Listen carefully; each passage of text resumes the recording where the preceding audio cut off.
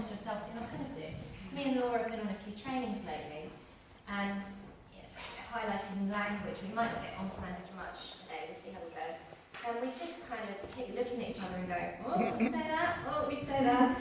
And then in our own practice, I know that I've been working on it recently about what I say, and just, things that I don't even think about, the way I say things. And I feel myself doing it all the time. And you're not doing that anymore, Gemma, but I'm doing it again, So it's habitual and it's really hard to break.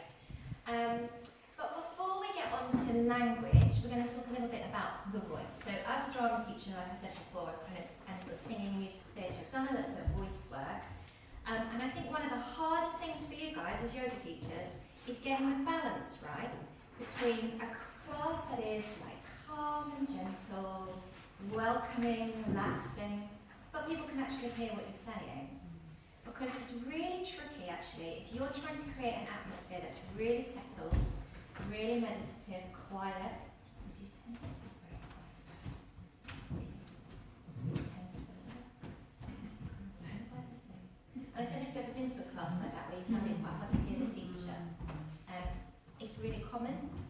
And I think we get scared of being too loud and too dominant and present in the room because we think that's going to detract from their experience. It's not. It's really not. There are times to be quieter and calmer, but you still need to be audible to everyone in the room all the time because you've got students on their backs, you've got students upside down, they can't always look at you, and you don't really want them to. You don't want them to be doing funny things to see what you're doing. You want them to be able to be in their practice and guided by your voice.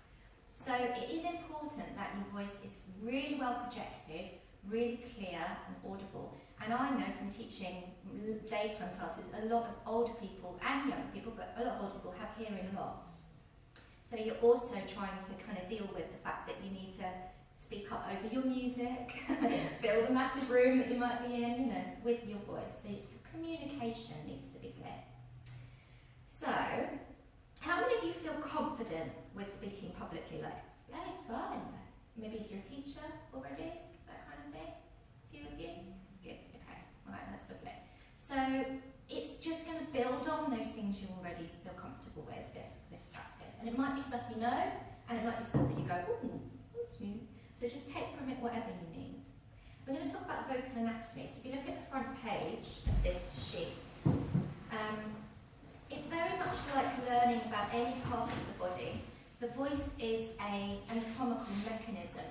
It's muscles and it's breath, and that's all it is. There's no magic there. So that's really reassuring to me, because that means that everybody who has a voice box and can breathe can control their voice. Like, it's possible. You may have a quiet voice naturally, but you can train, like you can train your hamstrings, like you can train anything, your voice to be different for whatever purpose you need it for. So you can kind of use it as a tool and adapt it for different purposes in your yoga teaching or anything in life, really. So it's nice to know that, I think. It's nice to have that kind of security. Yeah, it's the same. The basic premise of making sound is that air comes from your lungs, passes through the vocal folds, so the larynx, the voice box, which vibrate to make vibration, sound waves, and then travelling on the air, those sound waves come out of your mouth and they travel through the space to people's ears, and they're interpreted by the other person's brain. That's the basic premise. So let's have a little look at the anatomy. I think this is quite a useful diagram. The one on the left is obviously a kind of cross-section of the face. If you can find kind of where your Adam's apple is, let's do it on ourselves actually. So find your chin, lift your head up, slide down until you feel the bony bit sticking out, and then bring your chin back in. You can feel there's like a lump. Men have a bigger one, so it's easier for them to find, but we all have it. I just want you to swallow, keep your fingers on it and swallow. Then keep your fingers on it and yawn. What happens to it? It moves, yeah. So it's quite able to kind of move up and down within the throat. It's quite flexible. The muscles around it are quite free. Inside there, you've got what this little diagram on the right shows, which is a cross section. It's like looking down. So if you were to cut my neck off and look down to my voice box, that's what you'd see. And you can see, I think it looks a bit like a vagina. You can see the vocal folds. At the front of the throat, they're close together, and at the back of the throat, they widen. So it's like this shape. So they're close together at the front, they widen at the back. And what sound is those little vocal folds and the white bits on the diagram here, they vibrate quite quickly, like, and they get longer and they get shorter as sound passes, as your breath passes through them. It's an amazingly specific and detailed muscular action that we have no idea we're doing when we speak. Incredible, like how do we get ourselves to do that? It's just phenomenal, really. But it is a muscular action. And then all around it you've got more muscles, you've got sort of other vocal cords on the sides that they call false vocal cords, and then more muscles all around. Go back to the diagram on the left. You can see where the mouth is. The darker areas, the kind of pinky reddy areas, they're all spaces. So you obviously have a space in your mouth above your tongue. You have spaces in your nose, your nasal cavities, and then you have spaces at the back of your throat. They're all spaces and they are for resonating the sound. So we need to amplify the sound as it comes out of our bodies in order for it to kind of be able to be projected a little bit more, and to create a kind of a warmer sound. Otherwise the sound we produce would be very thin and it wouldn't have any depth to it. So those are resonating chambers. Everybody has them. They're all slightly different shapes. And quite, well, I say slightly, they're going to be quite a lot different. So some people can have massive spaces in their face and their head. Some people can have really small spaces. And that's one of the reasons that voices sound different. So, but we all have them. We've obviously got our kind of windpipe and then our esophagus, and we've got the ability to kind of close off so we can breathe or we can swallow. We can't do both at the same time. With the epiglottis, which shuts off one or the other. No, you won't. You can't, because if you were to swallow, well, you can. If you swallow while breathing, you choke. You can. It's quite easy to. It's quite easy to do that a little bit, isn't it? And be like, oh, went down the wrong way, and that's what we mean. It's gone right down the wrong tube. Got the epiglottis, which shuts off one and closes the other, flaps over, and that enables us to breathe or to eat. But it's the sort of same journey that's split into two pathways. Then the windpipe goes down into the lungs. So the lungs are our power. They are the kind of vehicle for the voice. They are the thing that needs to be really working well. The breathing needs to be working really, really well for you to speak. If you've got a very shortness of breath, and you might have experienced this if you have ever had anxiety attacks or a chest infection, or something that constricts your lungs, it's really hard to speak. You ever noticed that? Breathing, very weak, thin, because it's all about breath. Yes, because we're yoga teachers, it's all about breath anyway, so we're not going very far from yoga practice when we're looking at the voice. So let's just have a little look. Did I cover everything there? I'm not going to go into like really detailed anatomy because I don't know it. And because it's kind of irrelevant, you know. All you need to know is you've got your lungs, your voice box, your resonating chambers, and then the last thing, in order to produce clear speech, you've got what we call the organs of articulation: the tongue, the teeth, and the lips. Yeah? So those things create meaning, but the breath and the vocal cords create sound. If we didn't use our tongue, our teeth, or our lips, there would be no meaning, because we're not changing the shape of the sound as it comes out of the mouth. And you're going to be doing this in a minute, so.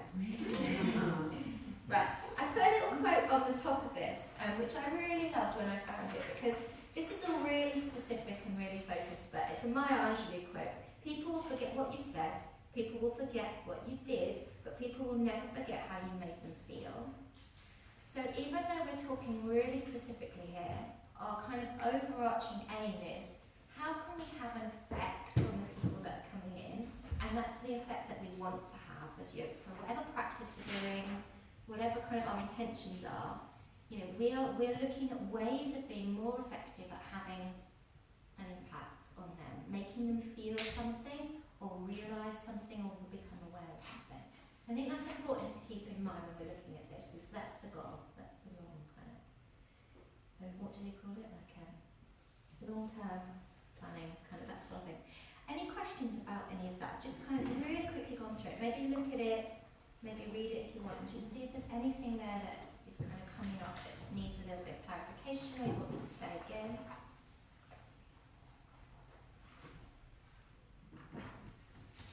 Alright, let's turn the page. So this diagram of the lungs here, have you done any of the breathing in that to me yet? No, but we will do. Yeah. So I'm not going to go over it in loads and loads of detail, but you're going to hear it again and again and again. But if you have a little look, let's go from the bottom up. So you have this white bit at the very lowest point, which looks like it's just kind of behind the soft bit of your upper belly. That's the connective tissue of your diaphragm that attaches into the connective tissue around your spine and the connective tissue of your hips, your psoas muscles, kind of runs all the way through the body. And then coming up, the red stuff that comes up and kind of under the lungs, that's your diaphragm.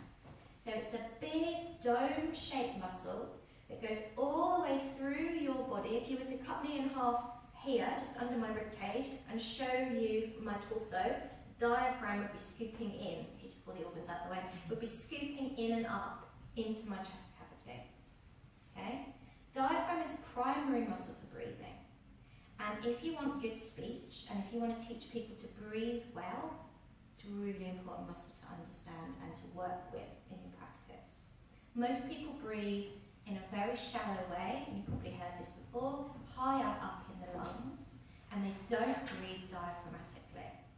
So it's really important that we switch that, and it's one of the hardest things sometimes to teach people. Some people will just resist it and not get it for years. You know, it's not something you can always, you know, this is where it is, this is how it works, done. It takes time. You've got your two lungs. They're quite big, so if you bring your fingertips to your clavicles, to your collarbones, just run your fingers along there, work out where they are on you. The lungs come up about a centimetre or two actually above there, back inside the body, but up the top of the lungs, the kind of pointy bits, come up really high. And then if you bring your hands down to the bottom of your rib cage, find your lowest ribs, and then kind of walk along the lowest rib up to the centre. Your diaphragm attaches around the sort of the 10th rib, so there's a couple of floating ribs it doesn't attach to, but really low down in the body. And go round the back, maybe lean forwards. Can you find the back of the rib cage? Probably a bit lower than you think. All the way around there it attaches, and all the way around to the spine. Your lungs are like this big, bloody massive. On the left you have less lung because you have your heart in the way, so you have 2 lobes, and on the right you have 3 lobes, slightly bigger lungs on the right hand side. Doesn't really matter, it's just interesting. And then it's all encased in the rib cage. So if you can look on the diagram, you've got your breastbone going down the middle, maybe just have a little feel of that, come all the way down. You'll find where it ends, then there's a sort of soft bit. Doesn't feel very nice to push in there. The actual end of your breastbone is very flexible and moves when you breathe. And the whole breastbone will lift when you breathe. And then all of your ribs equally are very flexible and they will move when you breathe. So you can see on the diagram there's the blue stuff, that's cartilage. So we've got bones are yellow and the blue stuff is cartilage. And the cartilage is there so that the bones can really move. The cartilage is more flexible than bone, so cartilage will allow the ribs to really move quite a lot. They're all spaced like an accordion. So as you breathe in, they can spread out and really open, and as you breathe out, they can close again. And you've got muscles all in between the ribs. So that also helps to spread the ribs out when you breathe in. So what we're going to do is a little visual imagery of breathing using our hands. This is a Franklin method exercise. I want you to just sit comfortably upright, so on something or on the floor. And you're going to make a dome shape with your hands that comes up almost in between the nipples. So it's quite high.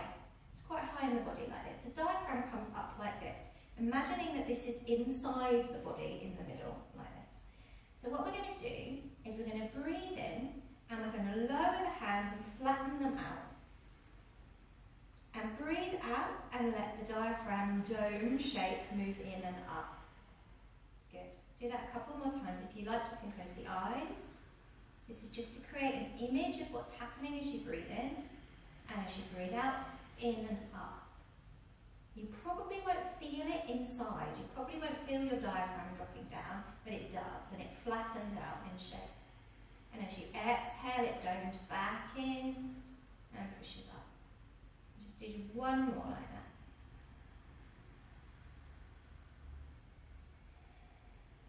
Okay.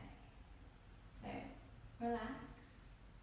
That is to help push the air out of your lungs as you exhale. So when you exhale, less air in your lungs, more air out. So if you were to squeeze something like a balloon, all the air goes out. That's what's happening on your exhale. And you inhale, more air comes in, there needs to be more space. The diaphragm moves down to pull the lungs down. Alright? Wow. Any questions about that? It's a really tricky one sometimes. Sometimes it's like, yeah, of course, but sometimes not easy. So, for the diaphragm to move down in the body, something has to move out of the way. You're packed full of organs. Stomach, liver, kidneys, digestive system, millions of miles of gut, womb, ovaries. Yeah, it's all in here, packed in. Don't forget anything. It all has to drop down and move forwards to allow the diaphragm to move down, which is why we instruct belly breathing. You breathe into your belly, which you can't do, there are no lungs in your belly. You breathe into your belly, belly moves forward, the abdominal muscles move down and out the way, the organs sink a bit and can float forwards a little bit. They're very movable, the organs, they can move, and the diaphragm can pull the lungs into that space. Does that make sense? So let's bring our right hand here, this is our diaphragm, and our left hand in front of our lower belly, like our abs. The same thing, it's a Franklin method exercise. I'm just saying that because Eric Franklin, who Tom will probably talk about a lot when he does his anatomy, is very specific about kind of it being his work. So this is where I got it from, that's why I'm telling you, but it's Franklin method.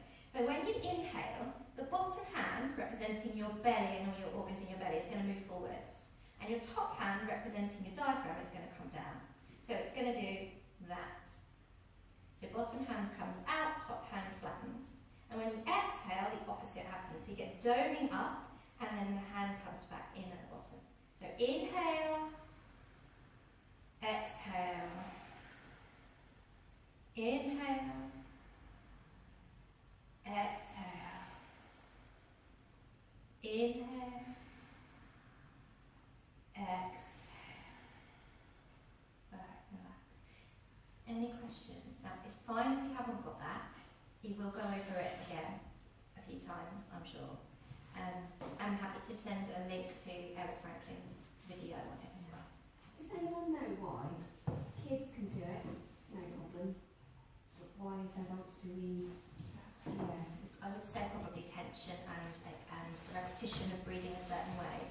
So your muscles that breathe up here get more dominant. Right. These muscles get more relaxed, more weak, and they don't work. And if you're tense or you're anxious, same thing. You tend to breathe high in your chest. You don't. You hold your bellies tight. Tension in the gut. You can't breathe. You can't move it.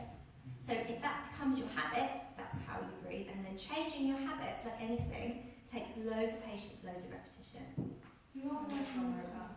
Sorry, I was just going to say, if you are working kind of in a therapeutic way with someone who does have breathing conditions, COPD, anything like that, in terms of that instruction, you're still giving that instruction in terms of that belly breath. Yeah, even if it's a visualization, and if they don't actually do anything differently in their body, but the visualization is that everything drops down and relaxes as they breathe in, it's going to help them. Neurologically, it's going to make a better connection of those muscles. And it will benefit them. It will. You know, do it even more so than ignore it. Yeah. And just keep going over. It's easier to feel the belly rising when you're lying on your back, because all your stabilising core muscles are switched off, so you can let everything. And that's why when people sleep, if you watch their bellies, They really breathe in, the belly go, and they breathe out as though, you know, you can really see it in people's sleep because they're not consciously tightening or holding anything. Yeah, people with respiratory conditions that are considered bad enough are sent for pulmonary rehabilitation, and they're actually, and that's designed to make them breathe better and not be so frightened of taking breaths. To idea to try and let them do more with their lives. So actually, us having them is not a negative. It's positive. Just really gentle, take your time, tell them it's fine if it's difficult, laugh about it, you know, don't make it a bit stressful. I was just going to say that I was reading somewhere about the pressure on young girls. Oh, yeah.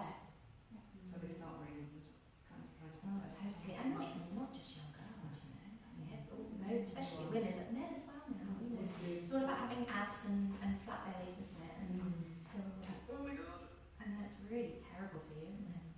Also, it's going to create breathing like this. Diaphragmatic breathing is proven to lower levels of cortisol, which is the stress hormone, and adrenaline, and basically raise your happy hormones and make you feel relaxed, and the parasympathetic nervous system switches on. Maybe you have them moving up now as a little massage. It is. For all your It organs is. and makes them feel happy. It does. That's a great way to think about it. That's exactly what's happening. And also, we did hip work today, and there was a link there because your diaphragm innervates, attaches to some of the hip flexor muscles. And if your diaphragm is tight and your hip flexor, or your hip flexor is tight, it's going to affect the diaphragm. If your diaphragm is tight, it's going to affect your hips. So breathing from your hips is actually a brilliant thing to do. Hip releasing can really help breathing. And neck releasing, it's all connected. You know? And there are muscles that lift your rib cage up when you breathe in. I'm not going to go into any more detail on that because I've got much time, but if you have tight neck, they're not going to allow the rib cage to move as it should. So again, it's going to impact breathing. It's really interesting how important breathing is for everything. But for you as teachers, knowing that that's the key to having a really lovely voice, having an effective voice, is so great because you can do pranayama every day and be like, I'm working on my voice as well, you know, and everything, all my stress, and I'm ticking all my boxes all at the same time. Okay, so ways to develop good vocal control. Posture. Tadasana is the posture for good breathing. So let's do Tadasana. Let's do a nice kind of hip distance wider or a little bit wider Tadasana. So we don't want to put too much tension in anything and keep it nice and soft. I know in Tadasana we put up on the legs, but let's just have a softness in the knees. That's good. You want your pelvis to be kind of neutral. So just have a little play with tilting the pelvis forwards and backwards. And see if you can find a kind of middle ground. And a really nice way that's really helped me with my pelvis is imagine that your pelvic bowl is resting right up on top of your femurs, your leg bones. So it's kind of balancing nice and evenly there. It's not tilting forwards on them, it's not tilting back. So one of the reasons why yoga teachers don't teach tuck your tailbone anymore, because it makes people tilt their pelvis in which direction? You know this. Which direction? Anteriorly, which then puts lots of strain on the front of the hips and then the breathing and everything else. Okay, so we want a nice neutral pelvis. Okay, let's have our arms just relaxed. We're not turning our palms out. This is done because it is a place that opens the chest a little bit more, but actually what you'll see in lots of students is this happens, which is tension. I don't want that. So just be very cautious with that. Sometimes I just instruct hands movement. Shoulders nice and relaxed, but yes, you want broadness in the chest. So what I quite like to teach is the sense that the heart is floating a little bit up. Just like another helium balloon in the heart, and it's just lifting up a little bit. And there's like a nice broadness across the shoulders, and you can, if you like, instruct gently drawing down of the shoulder blades, especially if someone is very rounded forwards and they're very collapsed in front of their body, but gentle, soft. And the head really nicely balanced on top of the spine. So, we instruct slightly tucking the chin in because most people do this. So, and we want to move the head back a bit because most people do this. So we're just finding a nice comfortable place. When the head is balanced on the spine, these muscles of the neck should feel soft and relaxed. So just kind of have a little play around, see if you can find a comfortable place to be. It might not be comfortable if it's not your normal posture. So if you are used to this, and you do this, you might think, oh, that's tense, because your muscles have got to change in order for you to be in the right place. And it will take practice, but try and find a nice, comfortable place. Relax the jaw, open the bottom jaw and wiggle it about a bit. Maybe yawn. Get it really relaxed. And then let the bottom jaw hang away from the top jaw, so there's space in the back teeth. Relax the tongue in the mouth. That's it. That's it. Okay. So what we're doing when we're standing like this is we're opening the front of the body, we're allowing the lungs to be long and open, and we're allowing, I always quite like the belly to be a bit soft, especially if you're teaching breathing. I know when we're starting to move, we like to kind of find a little bit of Mula Bandha, Uddiyana Bandha, which is fine, but be very wary again of teaching always hold Mula Bandha, Uddiyana Bandha. Because if you always teach that, then people are going to have trouble breathing. You know, I've just told you, when you inhale, everything relaxes out. So if people are going, I can't breathe, it's really weird instruction that kind of screws people's minds up. And even if they don't know it, their nervous system is going to be like, what? So, Mula Bandha, Uddiyana Bandha, try and teach it with the breath. And we'll probably come back to that at some point, but make sure that this isn't too tight here. And then just come back to this little shape, right hand on top, left hand by the belly, that we just did. So we're going to inhale. We're going to take the bottom hand forwards and flatten out the top hand. So belly's going to stick out. And we're going to exhale, the reverse is going to happen. Inhale down, belly rises. Exhale, diaphragm moves up, belly draws in. Inhale, diaphragm lowers, belly comes forwards. Exhale, the opposite happens. A little bit longer. Inhale, 1, 2, 3, 4. Exhale, 1, 2, 3, 4. Again, 4. 1, 2, 3, 4. 1, 2, 3, 6. Inhale, 1, 2, 3. Soft knees. 4, 5, 6. Exhale, 1, 2, 3, 4, 5, 6. Again, 6. 1, 2, 3, 4, 5, 6. Exhale, 1, 2, 3, 4, 5, 6. What else moves? Now you've got your diaphragm, you've got your abs, your belly. What else moves, especially when you're taking deeper, longer breaths? Where else do you feel? Shoulders. Shoulders shouldn't really move, but you will have a little lift in your rib cage. So only very subtle. Where's the other big movement happening? Pelvic floor. Yeah, there is a softening on the inhale, and there is a drawing in on the exhale. It's very subtle. Yeah, your ribs, all your ribs, your chest. So bring your hands to round your rib cage. And now this time I want you to see if you could direct your breath into your hands and move your rib cage out as you inhale, and then back in as you exhale. So just trying that, see if you can find the movement. I always quite like to do this with a bra on or like a tighter yoga top, because you can almost push into that, or you can put a strap around and breathe into the strap. So you can feel that when you inhale, especially when you breathe in deep, let's go for 6 breaths. So everyone breathe out, and we'll breathe in for 1, 2, 3, 4, 5, 6, and then exhale 1, 2, 3, 4, 5, 6.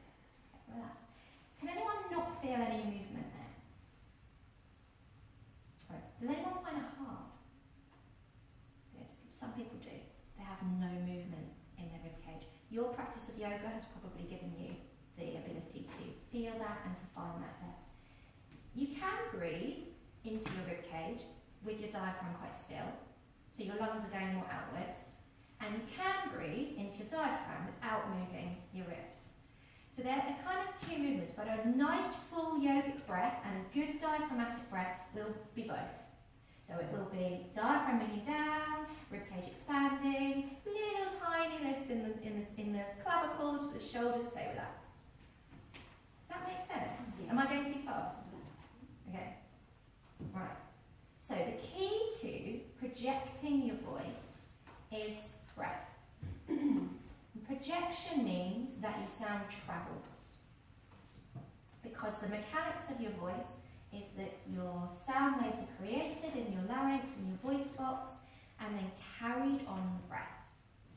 So if you're not breathing properly, and when you're teaching for the first time, or you're new to teaching, and I came back to teaching, you know, not that long ago when I was teaching for Laura, and oh God, my voice is like this, and I've been a teacher for 12 years in school, and a yoga teacher since 2009, and it's still affected me. So it's really common that you will find, if you're nervous, breathing is hard, and therefore projection and confidence with your voice is hard. So it's okay.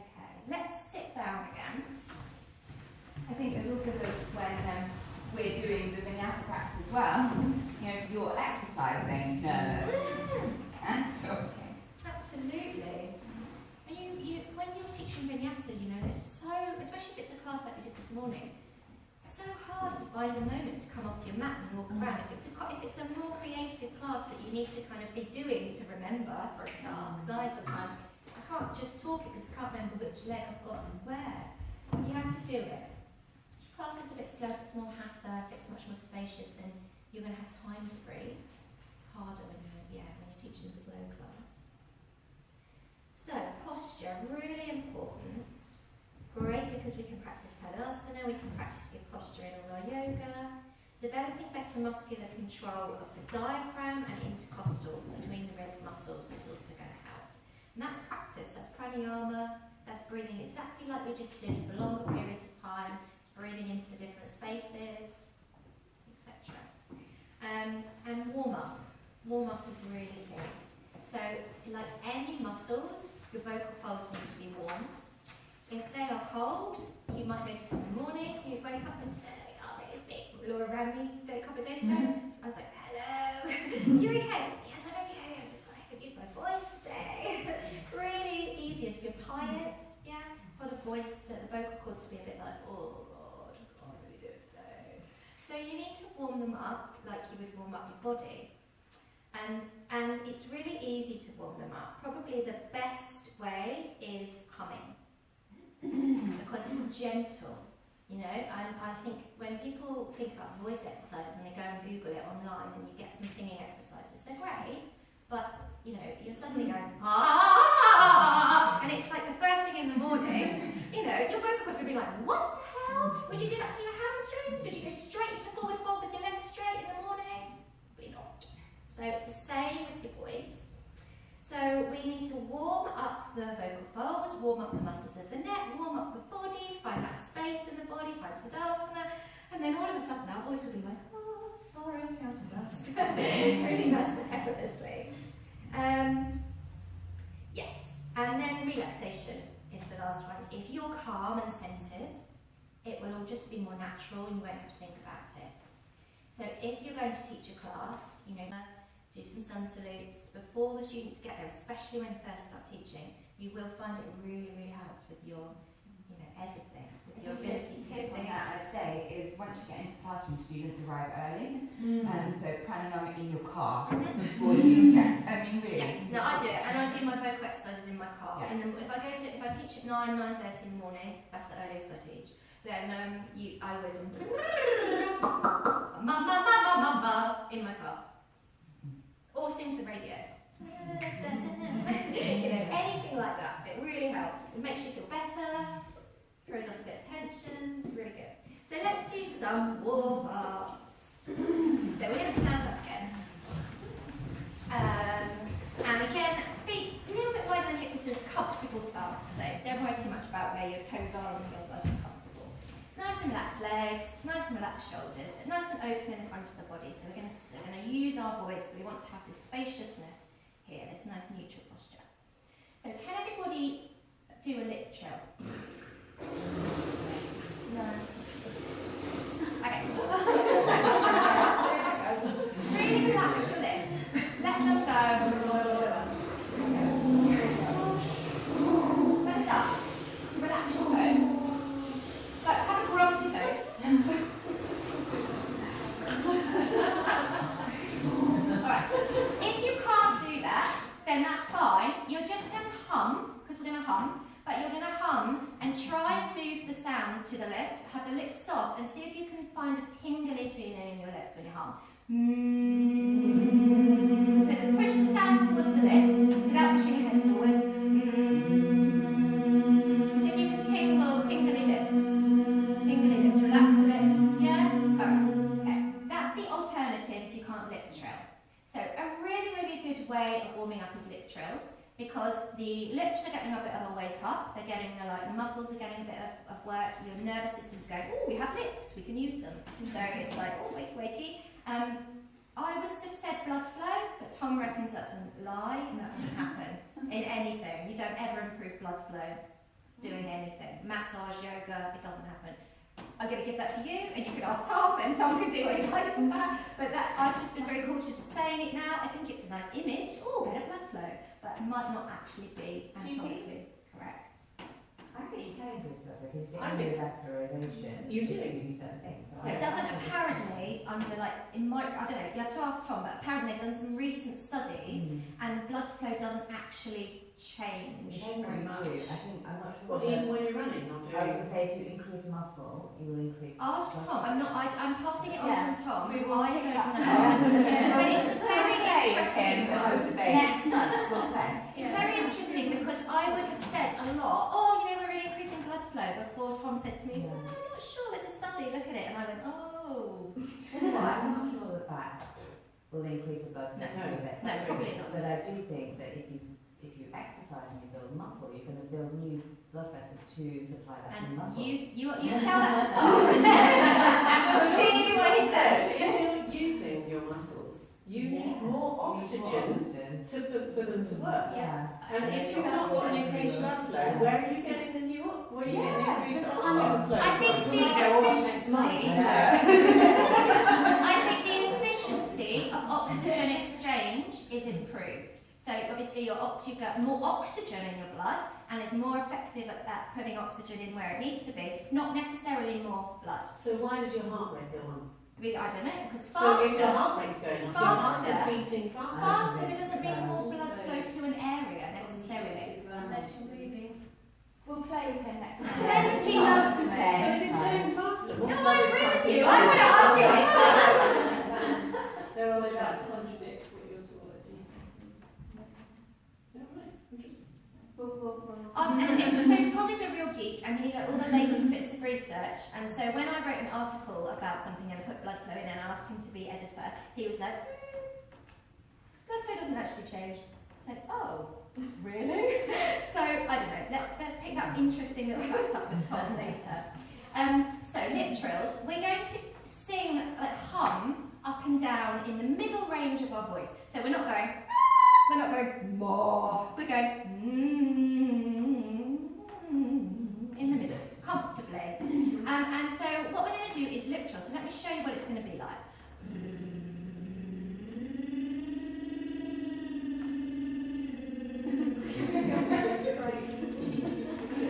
So excited about that. It's lovely, but like a wonderful, attractive person. But you're going to go up and down, and I want you to try to slide. So what we're not doing is going ah, like in steps. We're going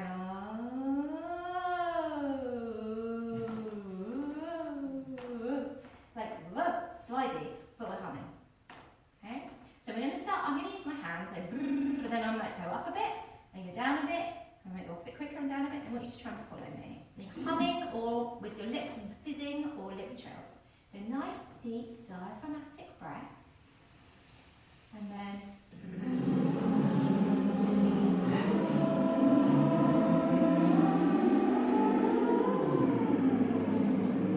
breathe whenever you need to.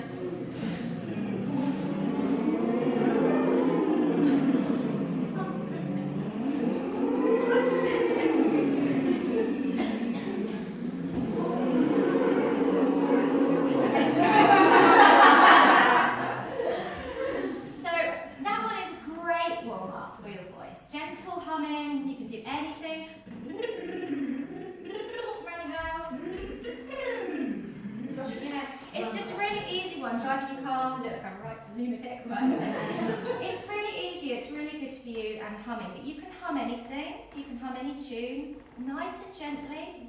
Yeah? Anything, just hum it. And it doesn't matter what it sounds like. It doesn't matter if you're the best singer in the world or not. It's just that making the vocal folds work a little bit, gently warming them up. So that's a really, really good one. Lip trills. I've written this in your sheets. What else was I going to do?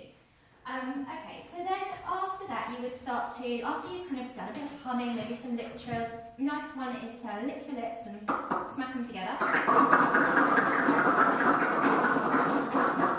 to kind of wake them up. Imaginary piece of chewing gum or toffee. Here we go. There it is. See it? Pop it in. Chew it. Like it's really tough. It gets stuck in your teeth. It'll get your tongue around your teeth. Quite carefully. And then swallow. Yeah? Just moving the tongue around the mouth, getting the saliva around, getting the tongue working, chewing. So anything like that is quite a nice thing to do. And sometimes you just feel a bit dead in your face and you just need to wake it up. And then after that it would be making shapes with your mouth and your teeth and your tongue. So it's basically words. So you can try tongue twisters. You could try singing words to a song so that you're actually kind of making sounds. You could chant. So if your morning practice is to chant, then that's great because that's creating sound. Chanting tends to be vowel sounds. There are consonants, but they're not important. So that's going to really help with creating vowel sounds. But consonants are the things that create meaning. So if we take a tongue twister, let's take she sells seashells on the seashore. Okay, so just say that sort of to yourself. She sells seashells on the seashore. She sells seashells on the seashore. Waking up your brain as well. She sells seashells on the seashore. And I found out where that came from the other day in Norwegians. I can't remember her name, which is a bit of a shame. They're Mary Anning, the lady who's collected all the fossils and sold them and seashells and ammonites and things. That's where that tongue twister came from. So I love that. I was like, oh, wow. So let's try saying that with no consonants. So only vowel sounds, A, E, I, O, U. Let me do it first because it's quite tricky. E, O, A, E, O. Try it. E, O, A, E, O.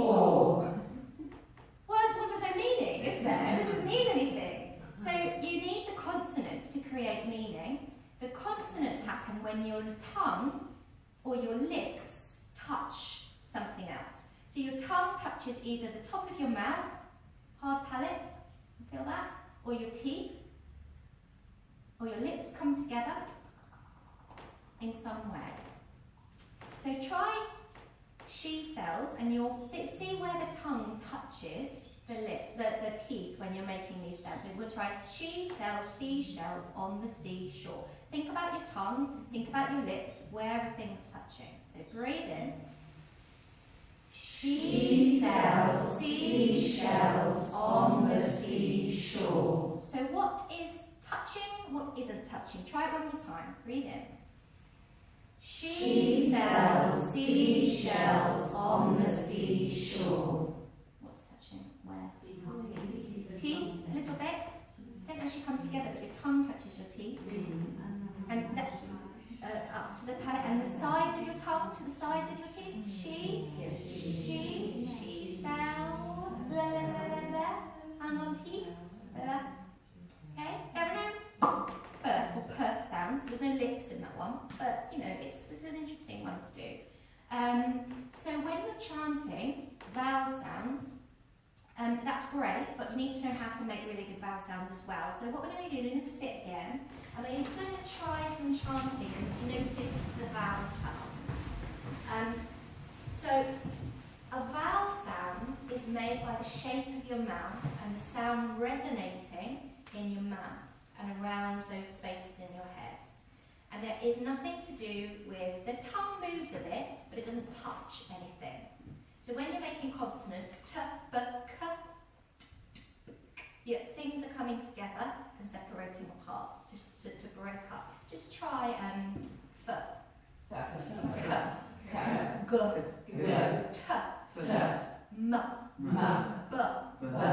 Yeah? Can you see that they're all hard sounds where things come together? A, R, let's go R, O, U, E, R. They're just shapes in the mouth. So in order to make good vowel sounds, and vowel sounds carry emotion, they carry like kind of connection and warmth. Consonants carry meaning. You need both. So often when we speak and we're not projecting our voices, it's because we kind of keep our vowel sounds very small. We keep them back in our mouth and we kind of like flatten them out a bit. And we're not making a nice big resonating chamber in the mouth. So a really lovely way to think about it is like you have a plum or something kind of that sort of size in your mouth. The soft palate at the back, so bring your tongue and slide it back until you feel the soft palate, a bit of the squishy. That lifts up, if you can feel that. The tongue softens down, and then there's spaciousness in the back of the throat. Can you feel the difference? There's sort of like a rounded feeling in the mouth, a quite relaxed feeling. So when we're chanting, and we're using ah, oh, ooh, om, for example, maybe we'll chant om. We need to, if we're going to be resonating, you hear some people chanting, it's like this warm resonating sound. They're very relaxed and they're just letting the vowel sounds really resonate in their resonating chambers as they're coming out of their mouths.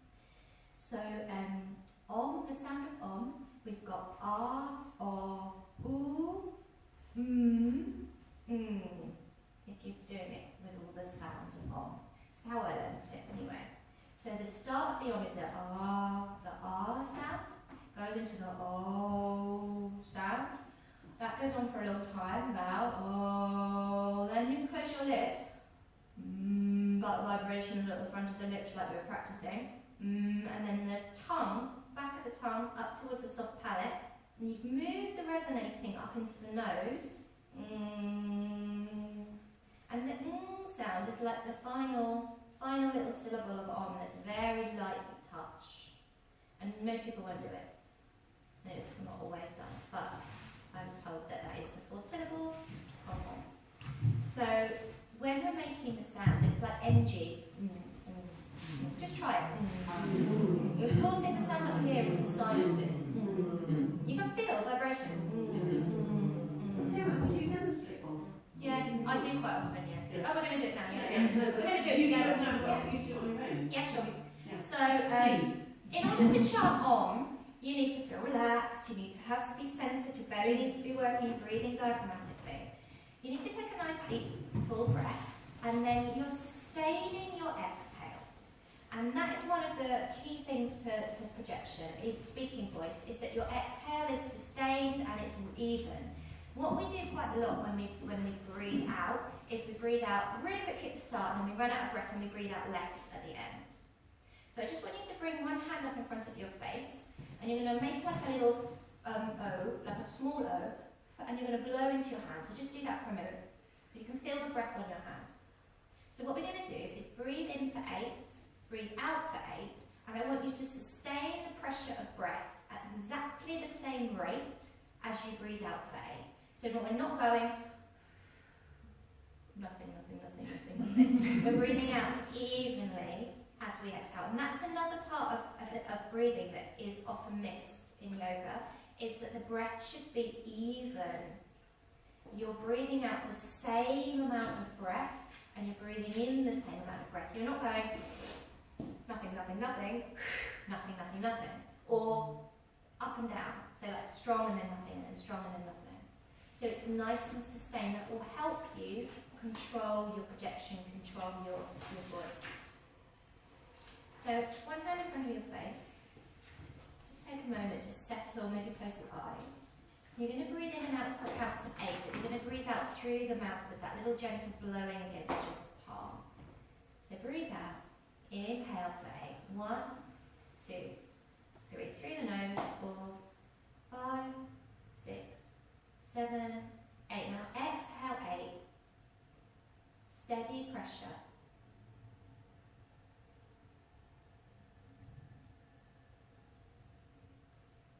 Inhale for 8. 1, 2, 3, 4, 5. Keep breathing in all the way. Shoulders soft. Exhale. 1, 2, 3, 4, 5, 6, 7, 8. Now relax. Did you manage to breathe in for the whole count of 8 and then be full, and then breathe out for the whole count of 8 and then be empty? Some of you did. Some of you didn't. That's breath control. So it's not just breathing in for 8 and then whatever's left you just ignore. Breathing out for 8 and then whatever's left you ignore. Full capacity in, full capacity out. Takes training and practice. And that is great muscular control and awareness of what you're doing. Does that make sense? Yeah. So let's try it again. Let's just try that same thing. Breathing in for 8, breathing out for 8, and see if you can make it 8 counts long. So hand in front of your mouth. So breathe out to start, and then breathing in for 1, 2, 3, 4, 5, 6, 7, 8. You should be full. Breathing out through the mouth. 1, 2. Sustained. 4, 5, 6. You're going to be empty by 8. 8. Yeah. Okay, well done. Yeah. So that's tricky, isn't it, actually? It takes practice. Do you it with joy? Hmm? Can you do it with your joy? Yeah. Ujjayi. Order of Yeah. feedback. And Ujjayi helps you to find that sustained breath, because that gentle sound will be the same amount of exhale. So let's do that just for practice it, and then it will come when you project and cast it. Walk around doing your joy. Can you? No, you That's very nice. just being aware of what makes sound travel. Okay. So if let me just try and speak where I'm not controlling my exhale. So, okay, everybody, let's all come down to facing dog. It's like start loud, get quiet. Happens all the time. I don't know if you notice when people speak, they start. Right, everyone. So let's come over to all fours, and we're going to inhale lift the chest, and we're going to exhale around the spine, and inhale lift the chest. And then exhale around, and it goes off the cliff because there's no breath to sustain it. So it's about regulating your exhale, and your volume will come under control then. So it's all nice and even. And if you think of it, like I know you can't walk around doing your job, you think about it going to the gym to strengthen the muscles for everyday life. So do your pranayama to strengthen the muscles so that when you are speaking, it's strong. Yeah, I was sort of thinking actually, when you're giving a yoga class, it's almost a yoga practice for yourself. Something good, so I clicked. So let's I'll on first, and then you can on with me. And I want you to see if you can find the resonance, the vibration travelling up as you make the sound. So we tend to start, oh. Now just bring your hands here, so it's sort of touching your clavicle, flat to your chest, nice and flat. Take a breath, and then just make the oh sound. Oh. As if you can drop it a bit, so you can feel the resonance here. Drop the pitch lower. Oh. Feel the vibration? Yeah. And then if you change that to the sound, so take a breath and make the sound through the lips. Where is it? Oh, more in the throat.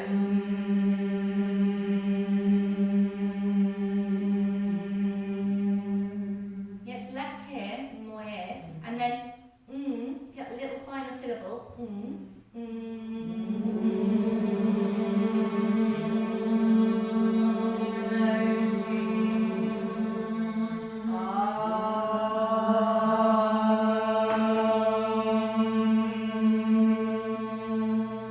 Moves.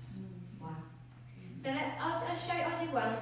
I'm trying to keep my resonating mouth nice and spacious. I've got space at the back of my mouth, my tongue is soft, thinking soft palate lifting, nice and spacious, relaxing my neck so that I'm not start collapsing it, bringing it in. Everything's soft. Breathing in diaphragmatically, sustaining my exhale. I'm going to start with an R, just a little bit, turns into O, turns into lightly at the end. Right?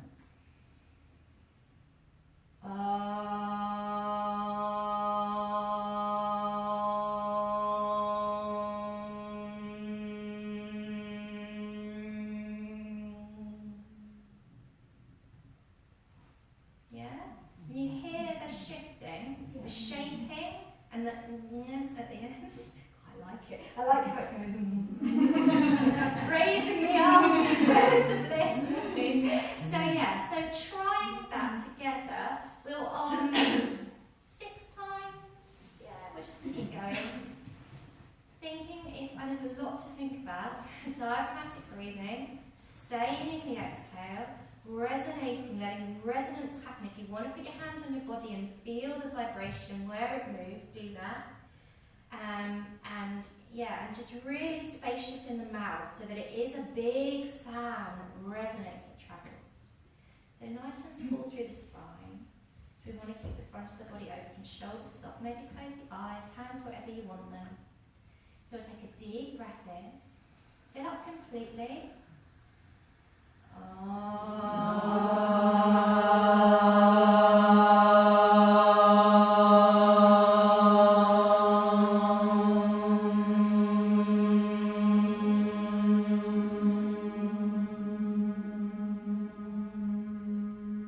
Big inhale.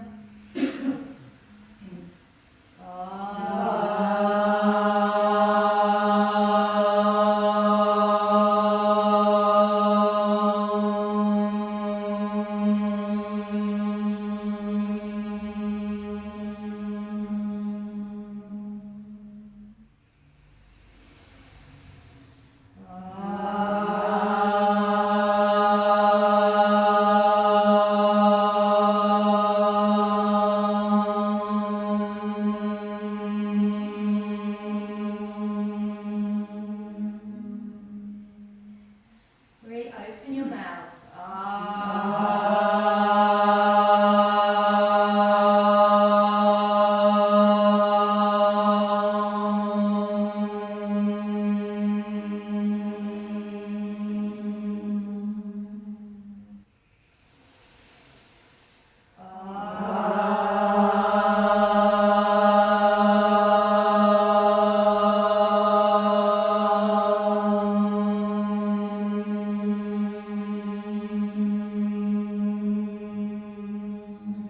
One more. Longest one.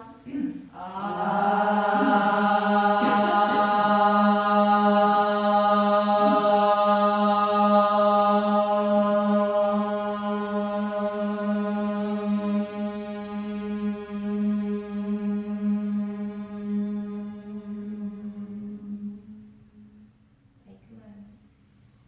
Feel that vibration in your body, in the air around you. So almost said to connect us with the divine energy. It's the energy in all things. The energy in every atom that is exactly the same across the whole universe.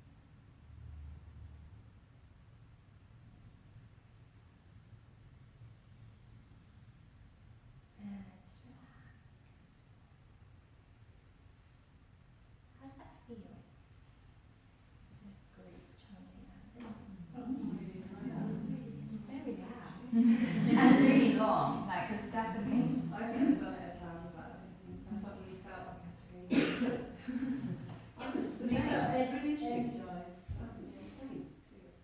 They usually can sustain, but I couldn't sustain. Maybe you were focusing on volume and not sustaining the breath. So the louder you go, the more air you need, and therefore the quicker you'll run out of air. It doesn't have to be that loud, but it's interesting to notice. If you open your mouth more, it's going to be louder. If you breathe more, it's going to be louder. If you breathe out all of your air at the beginning, you're going to run out there, it's going to be quieter and it's going to be shorter. So it's a play, it's not a hard and fast thing, it's a relationship between one thing and the other. And I think at the end of the class, it matches the feel of the class. Like when it's been really soft, subtle, quiet, meditative, the really sweet, quiet arms, quite nice.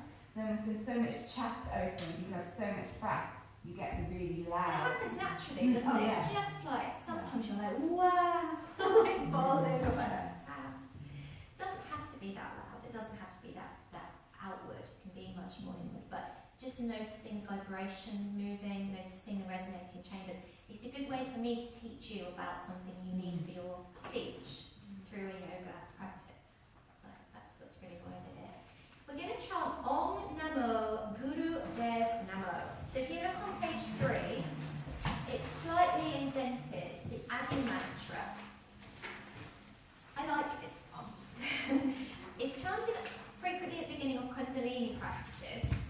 And it means I bow to creative wisdom. So that's like outside of yourself, the kind of the divine creative, the kind of stuff that's outside of me. And also the wisdom that has come before me through my teacher and their teacher's teacher and their teacher's teacher, all the way back for potentially thousands of years. When it's all the way back, you know what we're saying, the history of Adi Yoga, that's all the way back to when Shiva changed from Adi Yogi to Adi Guru, that first teacher. Like ancient practice that I am bowing to that wisdom all the way down through my teachers in a golden chain, is how they describe it, of teacher to teacher to teacher to teacher, which is lovely. But also, which I also love, I bow to the divine teacher within me. Sometimes we're not sure that there is a divine teacher within us. And we're like, have I got anything to say? Does anybody care? And something I wrote on the sheet, but I didn't say at the beginning, people will listen to you as a yoga teacher.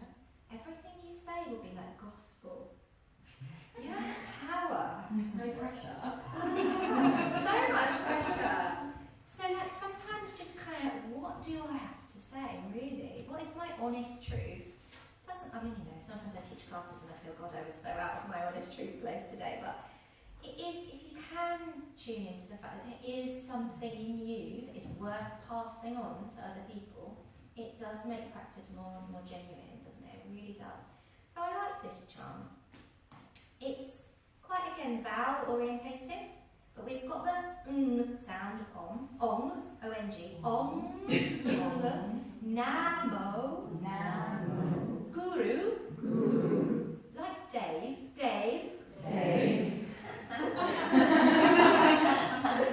Namo. Om Namo Guru Dev Namo. And you'll hear it, if you buy albums of chanting, you'll hear it all the time, sung in cadences, different tunes. Om Namo Guru Dev Namo. It's a really, really popular one. And it's nice, it's a really nice one for you to do as a teacher. So there's a tiny bit of pitch alteration. Om Namo Guru Dev Namo. A little bit up, not much. Easy up, not a big up. Don't think of it as an up, just it's a tiny bit. Om Namo Guru Dev Namo. And it doesn't matter if people sing different notes. It's not about the notes, is it? It's yoga, who cares? But equally, if you keep chanting, people will come together and they will find the same note. It's a long phrase, which is good, because you need lots of breath to sustain it all the way through to the end. You can cheat and take a little breath after Namo, but I don't want you to. I want you to sustain the whole phrase. So we're just going to chant a few rounds of Om Namo Guru Dev Namo. So kind of find your seat again. A little wriggle if you need it. Relax your jaw, relax your shoulders. So we're going to breathe in fully, but quickly. We're going to breathe in for say 2 or 3 seconds. So you need to take a full breath, diaphragmatically, but quickly. So breathe out to start, and then inhale. Om Namo Guru Dev Namo.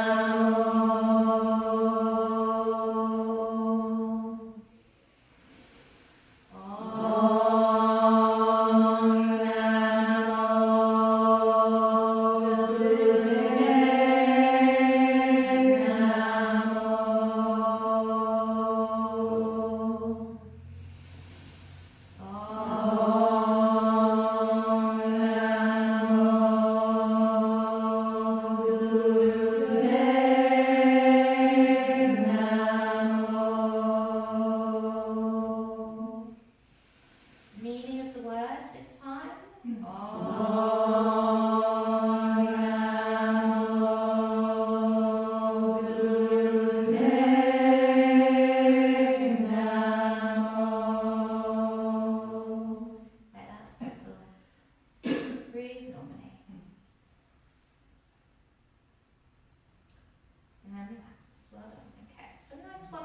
loads, you can play around. Even if you don't want to teach it, you can practice it. Okay, I want to do an exercise on projection with you. So we're going to move and we're going to do that now. Projection is a combination of breath, resonating well. If you don't resonate well, if you keep your voice if you keep your mouth quite closed and you don't let the resonating happen on the vowel sounds, you will end up with a thin voice that won't travel very far. If you round your mouth, good English, it will travel more. So it is you can play with it. It's a scale. Play with it, but it's true. That's why we were taught to speak correctly, because it's audible.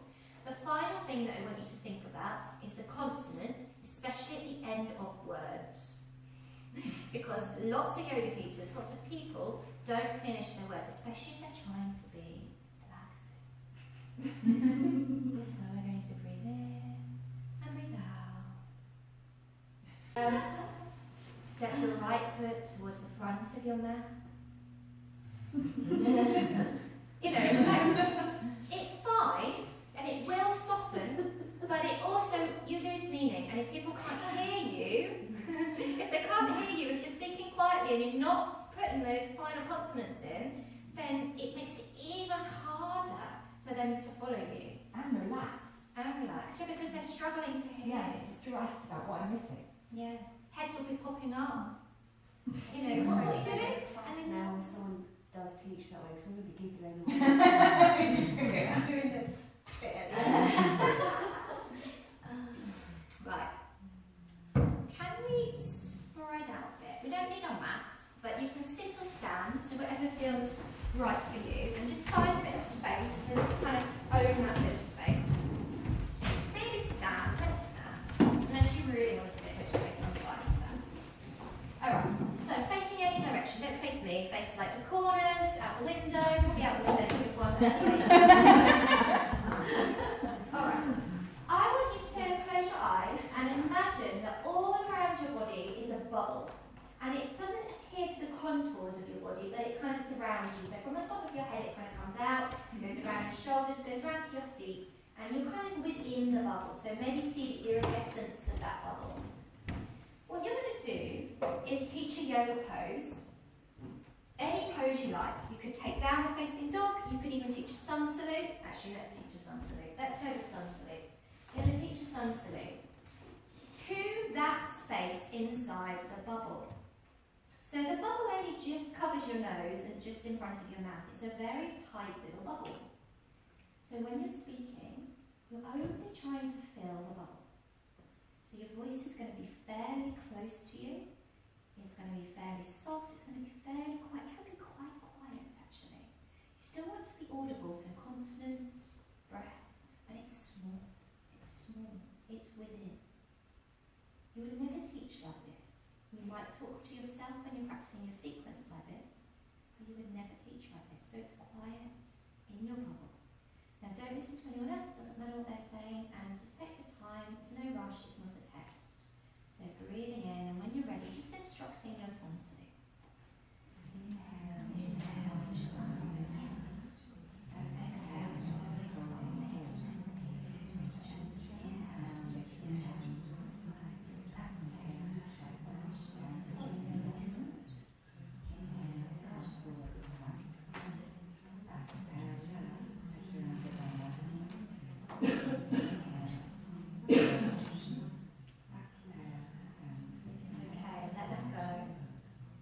to now take your bubble about 2 or 3 feet beyond your body. So you can open your eyes if it helps to sort of work out where that is. Kind of out towards the edges of your head, maybe not quite that far, not quite to the stretch of your arms. It's kind of around you. It goes above you as well, and down underneath you, and it goes behind you.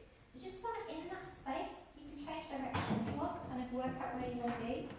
In that bubble, you're going to teach the sun salute, maybe from where you got to, or you can start again, to that space. So this is almost as if you have a student standing right in front of you, right here, probably closer than a student ever would be, than here.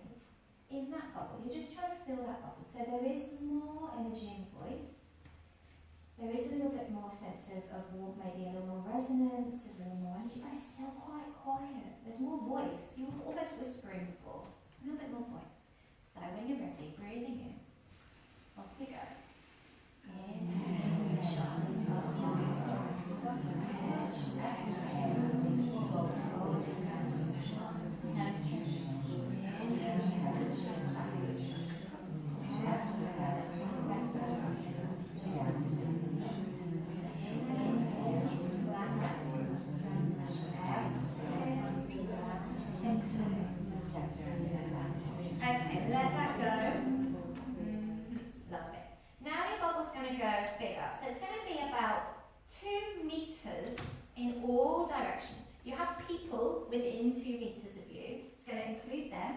going to go up 2 metres, so probably nearly to the ceiling. That's probably maybe a metre and a half, but you know, it's a big bubble.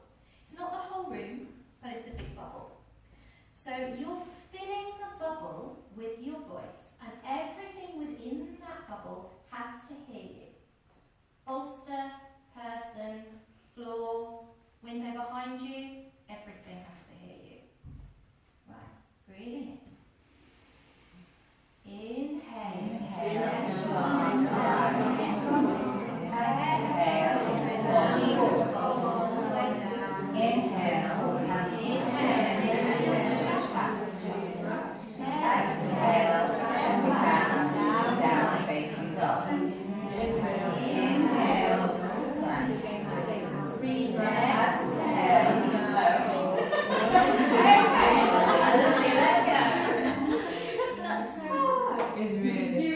We've done too much together. It's like incomplete things. Done too many of your classes. Okay.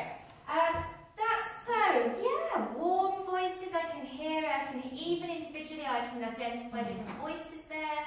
It's nice, you know, there's energy, and you're actually modulating your voices really well, so it's not like inhale, arms over here, exhale, body, there's nice interest as well, which I haven't talked about, but that's great. Now you're going to use the whole room. If you're facing the wall, I want you to turn around so that you're more into the room. Now, you've got things to speak over. You've got other people all doing the same thing. But I don't want you to shout. Shouting is tension. If you feel here in the throat, here in the shoulders, the neck, that would be shouting. And it would be too sharp, too hard. So we want resonant voices, open mouths. We want warm vibration all the way, you know, wherever it needs to be in the bodies. We want some consonants on the end of our words, but we're really thinking, I'm speaking to the whole room here, everybody in the room, even out slightly beyond, into that theatre space behind that curtain, just into the car park, out the door. Don't shout though, there's no need to speak above everybody else, it's just you filling the room with your voice. Okay, close the eyes. Take a breath, and you can open the eyes when you speak if it helps, or keep them closed if you feel self-conscious. So nice diaphragmatic breathing. Breathing in. Inhale. Stretch the arms up. All the way down. And inhale. Exhale. Inhale.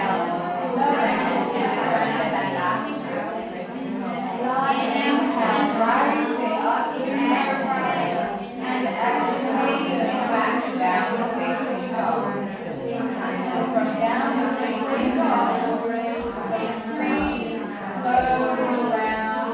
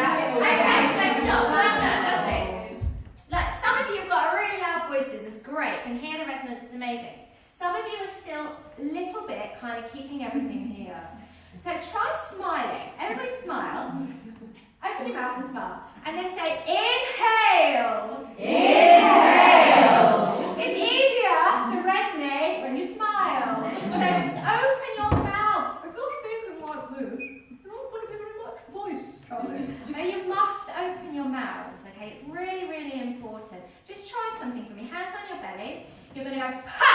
And when you shout ha, you're going to pull your navel to your spine. Ha!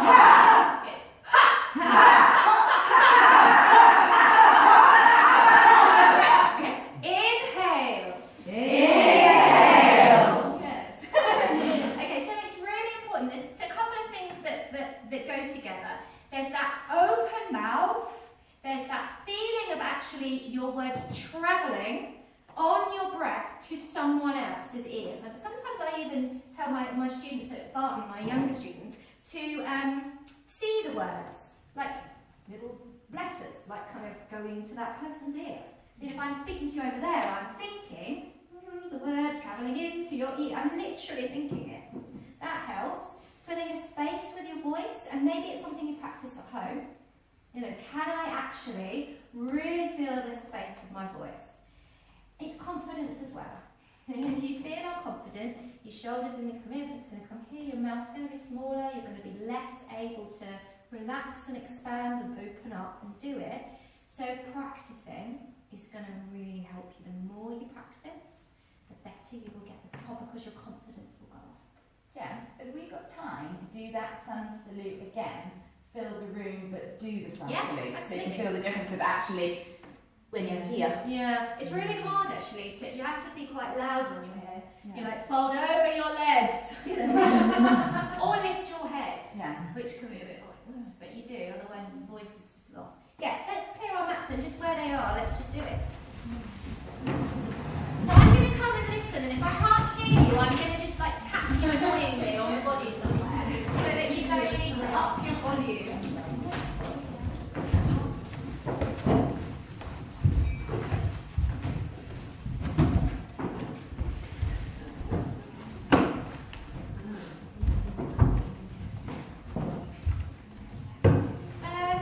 It doesn't matter if we go over by 10 either. Yes. I think it's so we don't fall into doing saying the same thing. We're going to go staggered. We're going to start in a staggered motion. So you're going to start, and then once she's kind of done the first instruction, then you can start, and then you can start, and you can start, and we'll just stagger it so that we're not all just repeating the same words. It comes to charm. And then just keep going until Gemma says stop, so Kate doesn't have to be on her own. Yeah. Do a few. It's only fairly quick, so we'll just have inhale, or you could say reach your arms. You don't, whatever instruction you want to start with. You could start here, find Tadasana. It doesn't have to be inhale. It doesn't have to be your first word. So whatever you like. Okay. So ready and go. Inhale, bring your hands up to touch and swan dive With the forward. voice. Exhale. You need to speak. Inhale, exhale. Whatever you're doing, whatever your directions are. Up you come, everyone. Let's start again. That was nice, Lisa, though. nice loud voice, and quite, quite scary, but things are going to stop. No, she's going to keep going, then you're going to start, then we're just going to carry on. Okay, so ready? Off you go. Yeah, smile. Inhale. Okay. Inhale, bring your hands up to touch, and exhale and swan dive forward. Inhale, Rising over, inhale, exhale, forward. Hands to the chin, hands back down, stop. Inhale, come forward.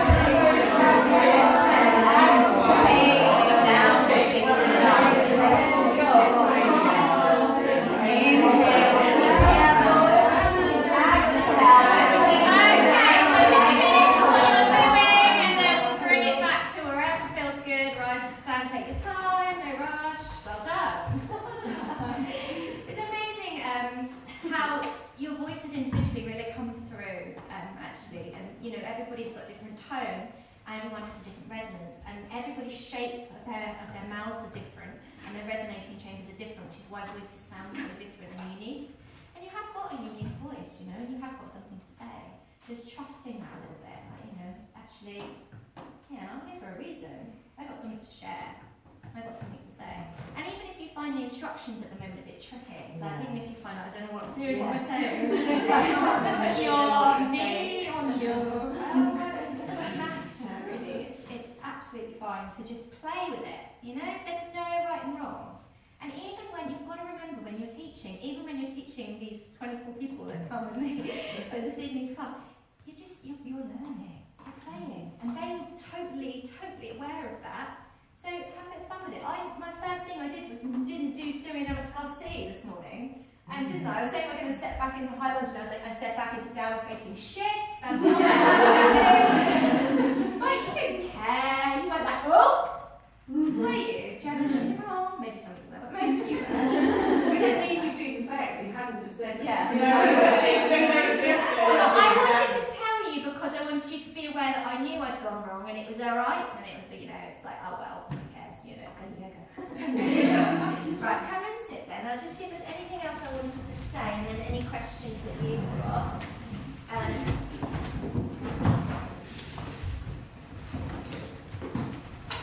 So, I wanted to mention the Shuddhi chakra, so the fifth chakra, which is the centre of the throat. I don't know if you've done much chakra work yet, or some of you probably have done in your own practice quite a lot, and some of you maybe not a lot. But it is a system. So if the sort of base chakra isn't working well, isn't kind of balanced and moving, all the chakras above it won't be operating optimally. And it's the same as you go up the body. Your voice is the fifth chakra. So if you've got some problems, if you've got some with your heart chakra, your core, your kind of manipura, your belly, your digestive fire, your energy, your hips, your base, you know, if you've got these blockages, which everybody has, it's going to be harder for you to speak your truth, to speak confidently, to know kind of when to speak and when not to speak, you know, communicate effectively. So I know that when I'm having a difficult time, I find it really hard to find the right words. I just don't know what I'm saying some days, you know? It's really, really tricky. So a little bit of work on you, on finding out kind of where you need to do the work, and it may be that, you know, you find out through the course, I'm sure you'll do chakra Not till Spain. Got a long time. You might go to a yoga class, you might see, you know, they might be working on something and you might think, oh God, this is really coming up, it's bringing up stuff for me, you know.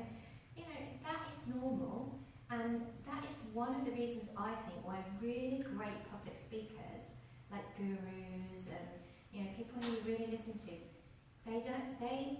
they speak well, but they just are centered and balanced. You know, you can see that they have done the spiritual work on themselves. So all of their words are just so appropriate. They strike the right chords. You know, it just drops in when it's ready. And you know, if you can look at that on a physical level. If you're tense in your hips, then it's going to be pulling on your diaphragm. It's going to be stopping your breathing. Or you can look at it on an energetic level and say, well, if you've got blockages around your fifth chakra, that's going to mean that you find confidence. You can't. If you found this morning's practice hard, the creative movement, the hip movement, all of that flowing, working through stuff, then you might also find speaking out loud hard, because those things that you're holding, those blocks, might be getting in your way. So you can look at it from any direction you want to look at it from. Visually practices would be chanting, humming, omming, that kind of thing. So anything like that is going to work in this area. If you don't do that in class, try to establish some kind of home practice where you do, you know, allow that chanting, allow that opening. I said that about us being leaders and what we say is powerful. The first yama, ahimsa, non-violence, also applies to our words and our communication. And that was going to lead me on to a bit about language, which we haven't got a lot of time. We've got 5 minutes, 10 minutes, it's 12. Unless you want to do language because we've already touched on a lot of language, and then I think actually maybe when you've got cues down more, we can go on to language at the back. Alright, well I'll just explain it on the back page. There's a little bit about active language, passive language, and hierarchical language.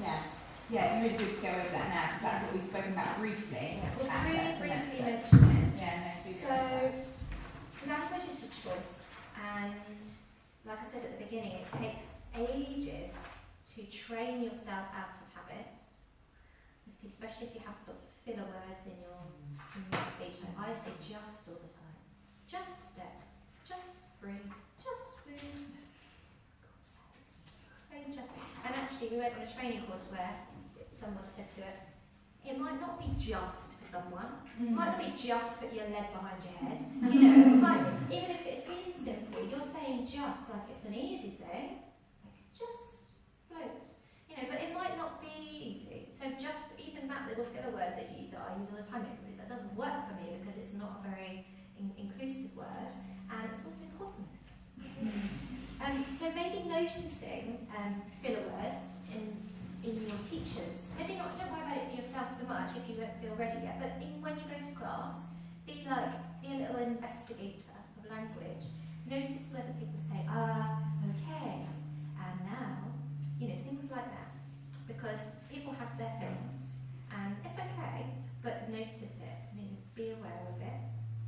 Active language, you know, Laura did a little bit with you, just briefly, I think, before last week. You know, step, put, turn, hold, command verbs. You know, things you need people to do to be where you need them to be. Passive language, step in. You modify the verb. You could, things like that. So, more relaxing, reaching, moving, floating, you know, whatever it might be. If you modify the verb, it's going to be a bit more passive, and it depends on the effect you want, and sometimes the experience of the class. I don't know how much passive and active language I used earlier, but I was trying for more passive, because I wanted floating the chest and melting the heart, you know, because it was a watering practice, and you all know what you're doing, so it's easier. But that is a choice, and you can kind of use that as you want. And then the other thing I've just been really aware of lately is hierarchical language. So I've said this loads. I know Laura says it sometimes and stuff, but you know, if you're a beginner, do this. If you're more advanced, do that.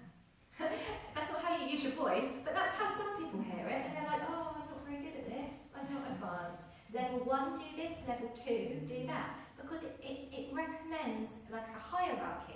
Like you're at the bottom, you level 1s, and you level 2s, you're better. But you level 3s, my advanced students, you're much better. It's hierarchy. Yoga's not about hierarchy, is it? It's not about how well you can get into a shape.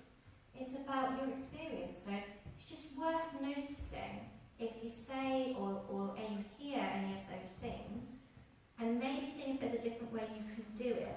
Another word is challenging. If you want to challenge the body, do this.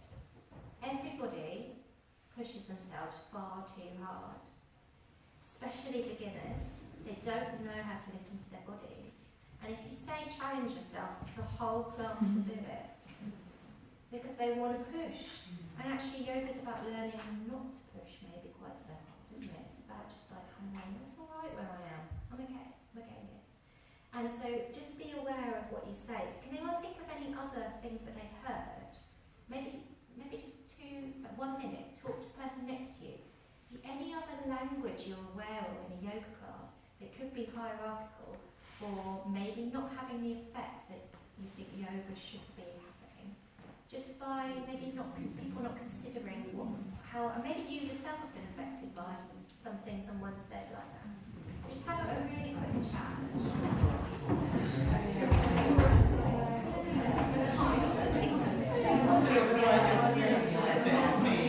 In my defense, it was full name, I big friend of God. And I think I consider it on that.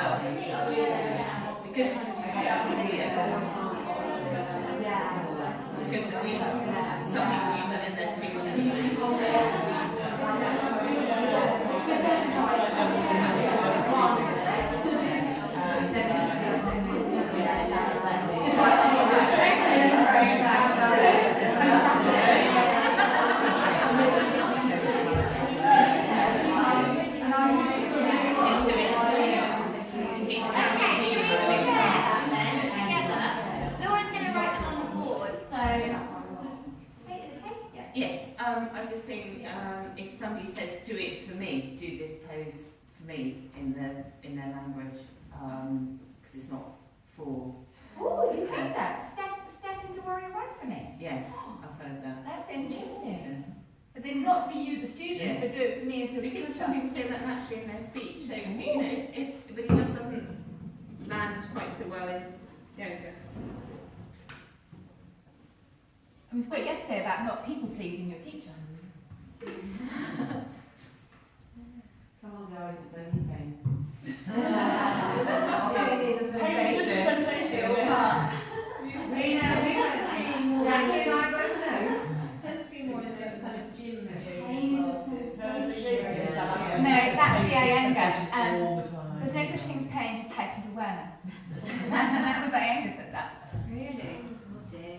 I've had it with discomfort, like if it's a part of discomfort, it's just sitting with that discomfort, but it's painful, come on. But people don't know where the line is. Yeah. Yeah, pain is only a sensation, I mean, that is true. But doesn't mean it's a nice one. It's comfort. Doesn't mean we want it. What else? Hierarchical. I've had a lot of people new to yoga, which isn't awful, but I suppose it's still. Yeah, that's a really tricky. I want to unpick that one as an alternatives because that's the classroom management thing, and it doesn't work. Especially you take January, you'll have a class of your regular students, and then you'll suddenly have 4 or 5 complete beginners, and you still want to look after those regular students, but you have to keep your beginners safe. And I completely agree, and it doesn't help. I've got a group in Hedgend at the moment, and I say to them, if you're a beginner to yoga, and they don't just stay there, they do what everybody else does. If you're new, how do we still look after that safety? Because some people do have to be told, please don't do that. But how? Well, one thing that Andrew said, which really struck me, was if you can remember their names, so if you've seen them a couple of times and you know them, you can just say, Megan, keep your knee down here, and like be really specific. Like this is what you're doing today. Or if there's a beginner, you know, or when they're new to class, you can say to them, I'm going to tell you to do something slightly differently. And it doesn't isolate them by saying, you know, you're less good than anyone else. It's just like, keep your knee down for me. And I don't know, especially watch them, don't you, to see what they need. But But is that drawing attention to them by naming them? yeah. Yeah, but it's Sometimes just people like are behaviour. competitive and they want to push themselves. Don't let them. We unpicked a few of these yesterday. We said like, if level 1, level 2, level 3, that was written down for you. If you want to challenge yourself, go deeper. I know I said it yesterday, I'm still not a lover of to take this deeper. We all know who I told off for saying to come into the full posture. They use that a lot in Ashtanga though. Yeah, The way that I was taught was always come into full posture. but that's such a like strong, masculine, It is, and it's quite a competitive environment. Yeah. Yeah, it is. I thought it was weird. It wasn't so much about language, but one of my other yoga teachers like knew I was doing my yoga teacher training. So like when we get to more advanced postures, she'd be like, "Well, Sarah probably knows this one, but you guys might not." And then I feel like it was quite a small class that everyone was like looking at me to see if I could do it. Yeah. So that was a bit. I think I do that to Sean. Yeah, you do. I've just got. I went to a class at Coventry University where I'm working, and they're mostly students, but there's some other people like me. And I said, you know, I've done a bit of yoga before. And he said, "Are you sure you should be in this class?" He looked at me in my age. He was like, "Are you sure you should be in this class?" And I was like, and so it was just the assumptions about, because he'd never met me before, and I'm thinking, Your ability. yeah, I'm okay. And then he was older than me, but then he started using me as a shining star, and it all got a bit embarrassing. Oh, look at Kate, you can tell that she's been doing yoga for a long time. I think, oh, Look at this old bird move. and I was like, oh, this is just so wrong. We are going to talk a bit more about inclusive language as Yeah. well, but that's really interesting, isn't it? How isolating that can be if you're the only person in the class of that sex or that age or that weight or whatever. We have so much to do on voice still and language still. So I think just at the moment with voice, if you just work on projection, breathing and Clarity. clarity, and language, let's just work on active, passive, or let's just work on hierarchical. I think this is what I find the most difficult at the moment. Obviously, we're working on it, but this is the one thing that's really like, oh, I'm struggling. But I know that It's really hard. Yeah. Because we don't have our set cues. No. Yeah. Our scripts. So like Yeah. in general practice, I have my script with everything that comes in, and so I'm very good at saying it without thinking about it. But that we have to think about, what do I want to say for every move I want to do? Yeah. You have to think about, don't say these things. So let's Actually speak out loud. just stick to hierarchical, because this is why I think it's so exciting that you're learning this whilst we're learning it, Yeah. because it means you don't have to go back and fix your pattern. You know, you heard us giving almost identical instruction in that, because it is a pattern. But you don't have to fix your pattern, because you've really taught this from the beginning. So let's just go through some alternatives for hierarchical. We did touch on this yesterday. There's a little bit in there. Yes, what have you got in there, huh? I've got, see how it feels to take this. Yeah. Just like, I've had a teacher do that before and said, try this to a class of next abilities. And then whilst the class is trying it, she's gone up to someone who's obviously not doing it correctly and saying, oh no, go back to what you were doing before. And that's kind of created a little bit of like, oh, discomfort in that situation. But try is quite nice. Yeah, she's really kind of encouraged the whole class to do it. Yeah. Rather than just that one student Yeah, I who see. she thinks maybe can get to that point. I would just say try it and then see how it feels and pick the one that feels better. Yeah, it's that. It's finish it off. Yeah. So try this and come back to the earlier. Come back to the previous part if you prefer. Like it's finish it off or see which one you prefer. And one of the things you can do is, and both, I hear Laura do this, I do not right, just if you feel like you can do this, you know, just give it a go. Honour your body a bit. Yeah, and you do that quite a lot, which is quite useful. It was really amazing teaching last week how there was a part in it where it could have been child's pose and it could have been down facing dog. And all week I said pick which one you would like. Most of the class I get one or two people in down dog. Yeah. Everyone picked child's pose. I've always been child. Thank you. So how does it feel? Try this. If it's right, you know the whole today thing. Jen, what else? Notice. Just notice how it feels.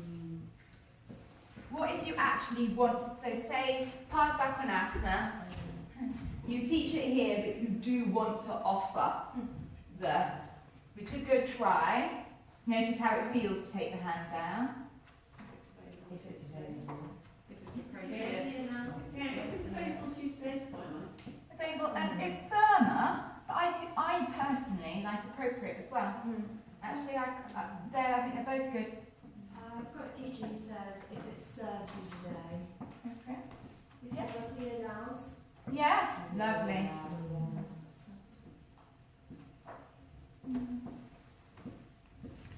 The body allows is a bit strong for me because it's that sort of If it feels good to you. is my body keeping me back? You know, maybe like if your body desires or likes. I think that's where Kiki's coming from. Yeah. Because her Yeah. body doesn't often allow her Yeah. to do things. Yeah. If she comes to the option as a teacher and goes, this Yeah. is I can't, you know, then Yeah. that can be helpful. I think it's helpful when, like, sometimes you say, I'm not going to do this. Yeah. And Because it sort of gives you that permission of, okay, yeah, actually, you did that. Someone's done that recently. Well, when we did that knee circling thing. Oh yes, you did. I like doing that on my knees because my SI joint feels really uncomfortable because I've got a bit of a weird SI joint on my right. Yeah. And so I really feel it with me in that pose. So I just always want to put the knee down and then I tend to do it on my knees. And most of you did it, I think you did it in dog, but if you But do it gives the it option. gives you that permission. Yeah, if you and that's the like. teacher It's modelling okay. behaviour. Yeah. You know? I'm going to stay here. You can do that in a class that you know, but you can't do it in a beginner's class because they're looking at you to guide them, aren't they?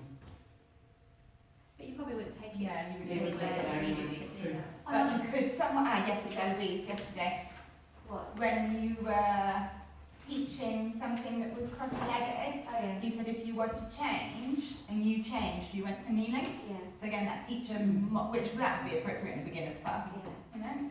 I like it sometimes when I hear a teacher inviting you to ease off in this pose, pulse here, breathe into this space, feel what's right for your body. And another teacher always says in her class, you control the dial of intensity.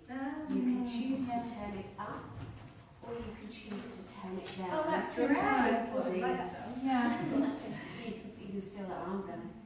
I like that one too. That's Yeah. lovely. That's empowering your students to Yeah. listen to their body and choose what's right and to begin to work it out. Yeah.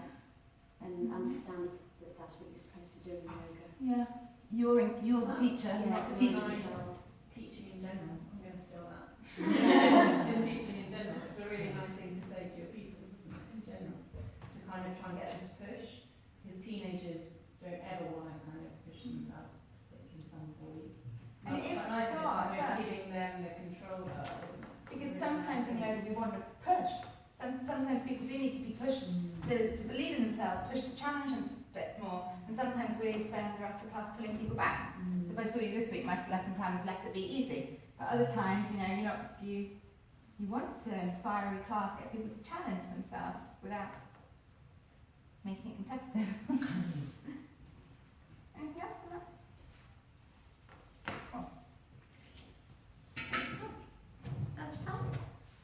I don't think so. I think it's bone names or something, I'm not sure. Who's got this? Oh, is it? Are you doing more? You're not having a break then? Bones and skeleton. You have intensity. So, thank you. It's been really great to be here. I really, really enjoyed myself. I hope it's all made sense. And please, if you've got any feedback, let me know. I actually should have put my email address on the sheet, but I didn't. But Laura can. I'll send it out.